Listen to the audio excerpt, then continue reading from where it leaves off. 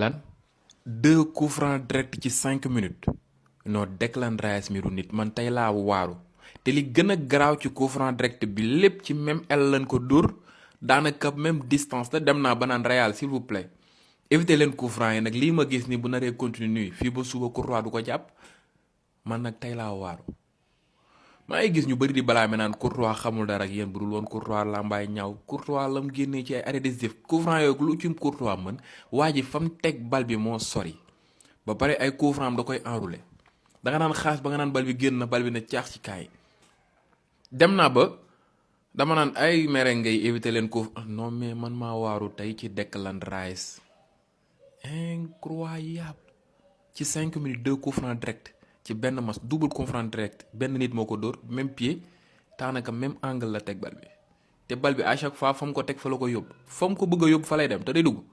man nag tey waaru naa quoi vraiment tey waaru naa ci coup franc direct yi xaw ma ko waaru lii moom néew ma ne mosul am ci football de 2 coups francs direct ci benn match benn nit dugal ko waaye fàttale ko guma ko de lii c'est extraordinaire c'est extraordinaire ça ci même angle bokk même angle 2 coups francs direct même angle même personne même pied maa ngi ñëw analyser match bi mais ba avant ma ko doon analyser faa ma wax ci coup franc bi man daf ma yéem quand même non mais incroyable. Salam passion foot débrief Arsenal Real Madrid 3-0 gars yi dañuy wax humiliation mais moi je dirais pas que c'est une humiliation je dirais que c'était possible kii di Arsenal do Real Madrid 3-0 boo leen xoolee par rapport ak saison Real Madrid mën naa ne saison bi yëpp ñëwagul enchaîné 2 matchs wala 3 matchs wala sax benn match boo xam ne ils ont été très très très forts pour amee tamit benn yoon lay doon wala ñaar mais on a vu des situations yoo xam ne Real Madrid mënuloon sax maîtriser ay matcham qui joue contre des Leganés des Celta Vigo mais adversaire bi mooy dominer face à une très grande équipe cette saison des fois loolu mooy doon problème ay Liverpool FC Barcelone ak yeneen Arsenal dafa ñëw mën naa ni tactiquement dafa dominer Real Madrid tactiquement boo leen xoolee li nga xam ne moom la Arteta tegal kii di Ancelotti tactiquement da ko dominer boo leen xoolee bu Real di attaque façon Real bu jotee bal bi sax phase offensive bi sax dañuy am problème phase défensive aussi dañuy am problème parce que Arsenal leen pressing bu tar moo tax à chaque fois il perd les ballons te les 3 de devant mën naa ne Mbappé kese tey moo fa def match Vinicius à côté Rodrigo aussi ça fait quelques matchs aussi nekku ci Bellingham normal parce que milieu bu coupé parce que Thomas Partey moo ngi fi Odegaard moo ngi fi Merino ngi fi Kelly moo ngi fi Kelly à chaque fois Arsenal bu fekkee ñoom ñoo jot bal moom day ñëw ci milieu terrain bu fekkee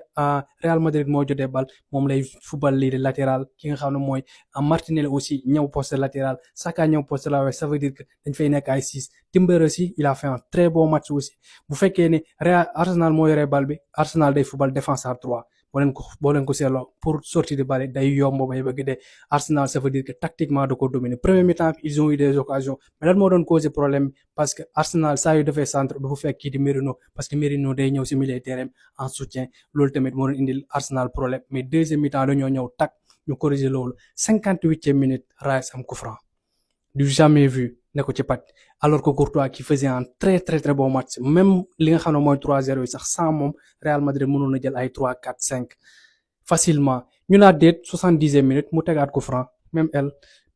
côté mun naa ko ci pàcc 75e minute aussi Merino Riley di Real Madrid mën naa ne match Real Madrid 6-0 Camavinga il a fait un très bon match mais malheureusement dañ ko rouge parce que mën naa ne moom ak Mbappé ñoo fa nekkoon ak kii di Courtois côté boobu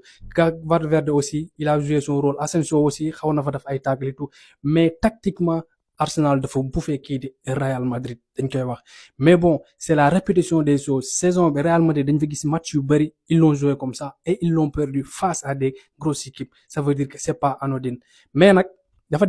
des match retour fële ca Santiago Bernabéu mais Arsenal aussi pare na pour li nga xam ne mooy qualification en demi-finale.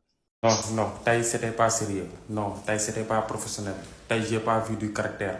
non dama doon faral di wax Real Madrid très sérieux très professionnel mais tey contraire bi laa gis tey j'ai pas vu le Real Madrid j'ai pas vu le très grand Real Madrid gisuma Real Madrid bi nga xam ne dafa mën grand rendez-vous gisuma Real Madrid bi nga xam ne da doon gagner gars yi par expérience gisuma le grand Vinicius gisuma Mbappé j'ai rien vu j'ai rien vu à part Real tey dafa ñëw pour taxaw gérer match bi man Real tey je comprends pas Real xaw ma tey dañoo ñëwoon pour gagner xaw ma tey dañoo ñëwoon pour gérer match j'ai pas vu le Real Madrid. Arsenal a dominé 90 minutes donc victoire logique victoire très très logiquement d'Arsenal tey rien à dire. Ancelotti xaw ma nag choix yi mu def c'est yéen waa Real yéen laay laaj si commentaire yi nan ngeen gisee choix yi Ancelotti def parce que gis nañ bu teg Alaba latéral gauche alors que y avait Fran Garcia Alaba gis na ne dafa blessé woon bi yàgg. voilà gis nañ aussi accès bi yéen a Raúl Asensio la fa teg ak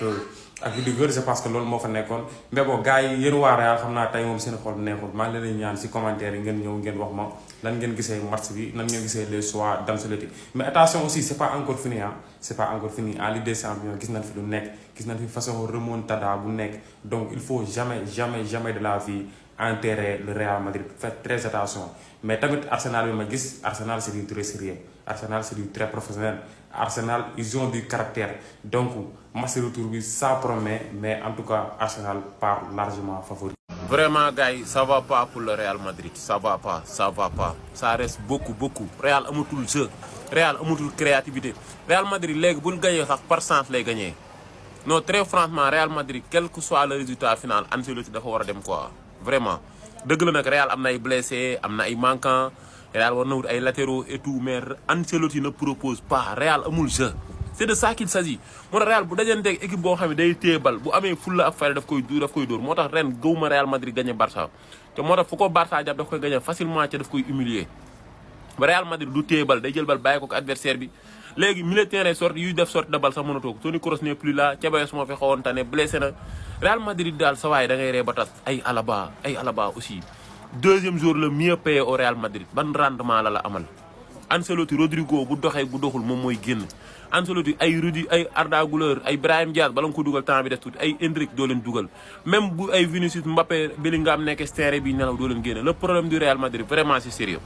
dañaa naa Real day remonté Arsenal bi bu ko Real Madrid remonté dina ma jaax wala bu ko remonté ñàkk na fayda trop le Real ne propose rien très franchement Ancelotti restera un très grand entraîneur mais quel que soit le résultat en fin de saison Ancelotti dafa war a dem quoi vraiment mi ngi yàq Real Madrid da ngay seetaan Real Madrid doo sax am envie seetaan Real Madrid bu gagné sax da ngay gis par coup de chance lay gagné day sonn parfois day war a plier yenn match yi mais sa waay non da ngay ree ba tas barki alxuraan Real Madrid tey Arsenal da koo fooyee da koo humilier. li ma daan wax laay waxaat une équipe sérieuse une équipe bu wàññi ay erreur une équipe boo xamante jamais ay occasion concrétiser ko Real Madrid mënu gagner équipe boobu noonu. depuis le début de la saison maa ngi koy wax tey on a vu une équipe d'Arsenal en seconde période là une équipe bien structurée une équipe boo xamante ni xam nañu ils peuvent faire mal à cette équipe du Real Madrid. ce matin je vous avais dit que Arsenal mën na gagner Real Madrid mais man gëmuma ko woon mais tey deuxième mi-temps bi def c'est quelque chose qui m'a bluffé c'est quelque chose d'extraordinaire face à une équipe du Real Madrid qui a été inexistante pendant 90 minutes. et ça c'est vraiment désolant parce que à chaque fois dañuy basé aussi seen individualité Vini su doxul Mbappé su doxul kenn du dox. la bataille du milieu de terrain c'est ça qui a fait la différence même si que en première période gisoon nañ jour Real yi surtout Camavinga au milieu de terrain qui a récupéré beaucoup de ballons mais que dire du match de ce bonhomme Thomas Partey qui a tout ratissé au milieu de terrain pour man c'est lui l'homme du match même si que Rice a marqué 2 coups francs mais pour man homme du match tey jii c'est Thomas Partey. pour anglais le duel c'était Declan Thiep ak Bellingham tey Declan Thiep a carrément montré que c'est un top player. 2 buts sur coup franc normalement deuxième bi même ses coéquipiers là ñi mu faral sax dañoo waaru Odegaard sans oublier le match de Saliba Kivior Timber Mike Lewis Kelly ils ont été extraordinaires parce que les attaquants du Real Madrid n'ont pas pu les mettre en difficulté. Vinicius tey c'est 0 occasion créée 0 tir 0 dribble lépp 0 et pour dire vrai li ma gën a metti ci match mooy le 3e but marqué par Mikel Merino et ça montre carrément la fébrilité défensive de cette équipe du Real Madrid si suba waxoon naa ko. en tout cas une victoire très très importante et félicitations aux Gunners qui nous ont tous surpris laa mën a wax li des nag mooy maanaam jéem a àggale yéene bi kër gu mag. à part Rice mun naa ni c'était le meilleur joueur d'Arsenal il a fait un excellent match. Lewis Kelly il n'a que 18 ans gars 18 ans laa leen wax 2006 il fait un excellent match en quart de finale de Ligue des Champions contre le Real de Madrid. Il n'a que 18 ans c'est pas donné à tout le monde il n'a pas peur aux yeux il n'a pas froid aux yeux mu def ngandiment mu match mun naa ni il a déjoué les plans du Real de Madrid parce que boo leen xoolee moom moo doon dugg ci digg bi en phase de construction ci Real day dugg ci digg pour Arsenal day dugg ci digg bi indi surnombre ci milieu de terrain bi ci sortie de balle yi bali jaar si moom ci digg bi mu génnee gars yi football il a facilité les sorties de balle des joueurs de Arsenal en plus mu gën a rafetal matcham mu def passe décisive ci kii nii di Mikel Merino ci 3e bi moom moo def passe décisive. Retenez bien son nom, Lewis Skelly. Il n'a que 18 ans, international anglais. gars yi nee nañ Real Madrid dafa réviser corner ñu indil ko coup franc non mais très franchement man waxuma waxu coup franc sax mais tout au long du match Arsenal méritait de gagner. Arsenal moo dominé Arsenal moo football Arsenal moo attaqué Arsenal moo défendre Arsenal a été meilleur dans tous les plans si nous parlons football. wax naa leen ko gars yi le Real Madrid de cette année 2025-2026 si la logique est respectée si le football est respecté dafa war a def année blanche. moo tax wax naa leen ko Real Madrid dina jafe ren ngeen gis mu dóor Barcelone te bu ko Barça dóor mën na ko bañ a dóor 1 mën na ko bañ a dóor 2 parce que Real amul système de jeu te équipe bu fekkee day football ci amul système de jeu doo téye bal doo conserve boo desanteeg une équipe joueuse daf lay dawloo ba nga miir moo tax gis nga Real Madrid même contre des Leganés des petites équipes day am problème Real mënul sax conserver bal sortie de bal amul milieu terrain yu koy def parfois ay Camavinga ñooy ne si milieu terrain bi sa waay di def ay tacle non maîtrisé maanaam Real Madrid li des dafa bëri. moo tax gars yi nga naan ay 90 minutes au Santiago Bernabéu Arsenal bu ko Real Madrid remonté Real Madrid bii bu remonté Arsenal biir Santiago Bernabéu dañoo war a rey joueurs yi coach bi Arsenal ñu tas équipe bi très franchement. Arsenal bu ñëwee taxaw dëggal boppam dafa war a rey fekkaat Real biir Santiago sax dóor ko non avec tout le respect que j'ai pour le Real Madrid mais le Real Madrid de cette année très franchement ne fait pas peur équipe bu mu gagné rek parfois par coup de chance la lay gagné. wala parfois nga sóoraal ne Real lay gagné wala par exploit individuel maanaam ci ay staram ñu defee exploit individuel te da ngay gis ni difficilement lay gagné. ça va pas pour le Real Madrid surtout fond de jeu bi Real amul benn jeu moo tax Ancelotti dafa war a dem en plus pas bi ay choix am c'est incompréhensible day jël wee dabb daaxe fee parfois ki war a génn du ko génne tu as des Arda Güler des Endrick ci banc bi doo leen footballoo mel ni duñu ay joueurs Mbappé Vinicius buñ gisul duñ génn. xam nga Ancelotti jël ay Alaba boo xam ne ci longue blessure la jóge heure boo ko tegee mu tayle la nga teg ay Fran Garcia ci banc bi di ko teg Real amul milieu terrain bi def sortie de balle non très franchement ça va pas pour le Real Madrid. moo tax ma ne Arsenal bis bu ko Real Madrid éliminé billaay wallaay Arteta dañoo war a xotti diplôme coaching am joueurs yi dañu leen a war a yóbbu prison dañoo war a tas Arsenal très franchement billaay wallaay Real moom ren moom sawaay bu fekkee football rek la ñuy wax dafa war a année blanche. ferait 10 fois plus ils n'ont pas prêt loolu nga waxoon bi nga xamee ni mënoo woon assumer loolu waroo ko woon wax bi nga xamee ni mënoo woon def li nga wax waroo woon wax ñëwaat leen genre waxoon naa keroog bi fi Mbappé nekkee ci problème moment bi difficile vous avez tous craché sur lui y compris man y compris tous les supporters de Real Madrid laa mën a mais instant bi ni Vinicius depuis quelques matchs depuis le début de la saison sax laa mën a wax am na certains matchs yoo xamante ni nag c'est normal il est talentueux parfois dans certains matchs il parvient à faire la différence mais depuis quelques matchs Vinicius c'est l'élément faible du Real Madrid et d'habitude c'était lui l'élément déclencheur à chaque fois que Real Madrid amoon occasion si Vinicius la daan jar mais surtout tey moom il a été catastrophique 0 dribble réussi 0 tir 0 dribble réussi 0 tir cadré 0 occasion créée ay 0 kese laa wax lépp lu mu def laa wax tey si match bi c'était nul.